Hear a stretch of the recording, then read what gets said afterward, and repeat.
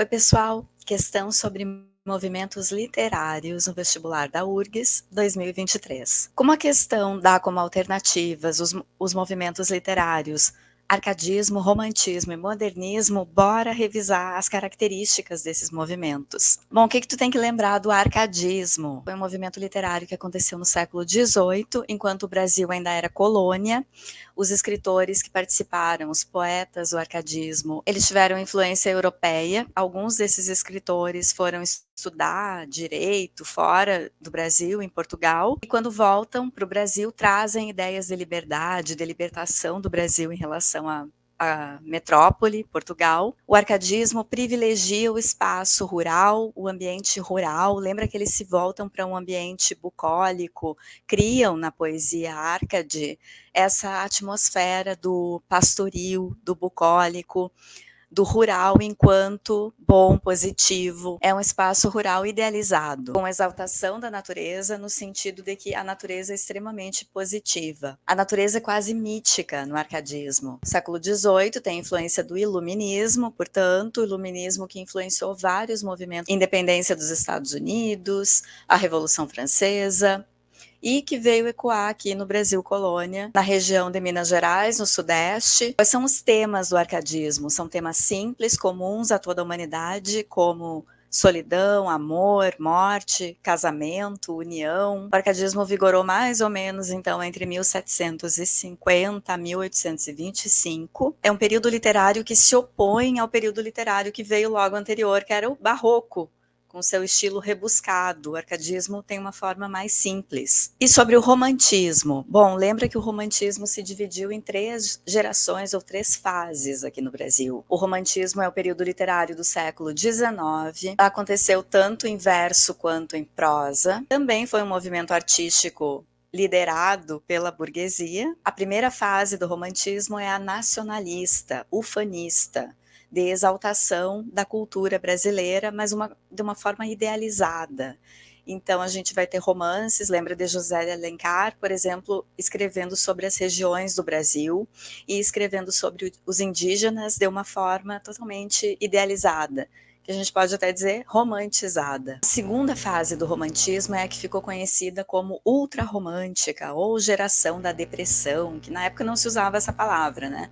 Mas se chamava depressão de mal do século, a geração do spleen. Lembra dos nomes de Álvares de Azevedo, Casimiro de Abreu. Nessa segunda geração do romantismo, prevalecem temas de pessimismo, muita volta à infância. Quando a mulher aparece, ela assume 2 personalidades, ou ela é demonizada e coloca a vida dos homens a perder, ou ela é santificada e idealizada como uma mulher quase onírica. Não é real, não é de carne e osso, é uma mulher flutuante, de sonhos. E a terceira fase do romantismo foi a fase social, de cunho social. Lembra aí do nome de Castro Alves, com movimentos abolicionistas.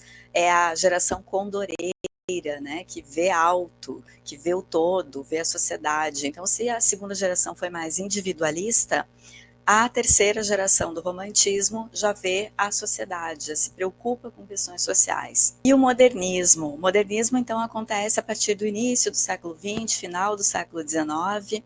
Também tem essa questão que o romantismo terminou na terceira geração do romantismo. A gente vê que teve uma prevalência de crítica social, interesse por questões sociais. Então o modernismo inicia com essa mesma pegada da crítica social, do interesse pelo que é da sociedade. Lembrem da Semana de Arte Moderna, em 1922, valorização da cultura nacional, mas diferente lá da primeira geração do romantismo, em que a cultura nacional, a natureza nacional era idealizada.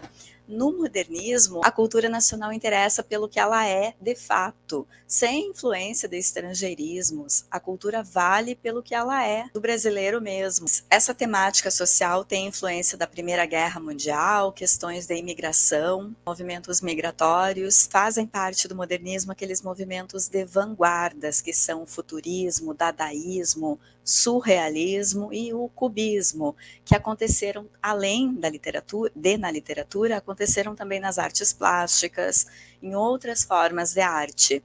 e são movimentos que dialogam com a estética do momento, de máquinas, do maquinário moderno que está surgindo, da velocidade, do trem, dos carros, dos automóveis, do barulho que essas máquinas geram, a industrialização. O modernismo é influenciado por correntes de pensamento que estavam florescendo no início do século XX, final do século XIX, como a psicanálise, cinema, fotografia e o advento da industrialização. O modernismo é caracterizado por uma maior liberdade estética, experimentação, e uma das temáticas principais é a urbanização. Então vamos ver o que pedia a questão lá da URGS 2023. Assinale a alternativa que preenche corretamente as lacunas do segmento na ordem em que aparecem. O Pontinhos caracteriza-se por veicular suas teses ideológicas e estéticas através de manifestos. Os manifestos estão relacionados àquelas vanguardas que são o futurismo, dadaísmo, cubismo, surrealismo. Manifestos tu relaciona às vanguardas, que fazem parte do modernismo. O Pontinhos recupera o padrão estético clássico, fazendo ressurgir a epopeia, o gênero literário clássico. Quem é que retoma o classicismo? A questão das musas, de uma idealização da natureza. Arcadismo. Enquanto o Pontinhos busca na temática a identidade nacional, inaugurando o romance no Brasil. Bom, quem começa buscando uma identidade nacional é o romantismo, com a primeira geração do romantismo. Portanto, resposta correta, letra D. Uma questão super tranquila, era só saber as características dos períodos. É isso então, pessoal. Se tu ainda não é inscrito aqui no canal, te inscreve, deixa um like, um comentário e até a próxima.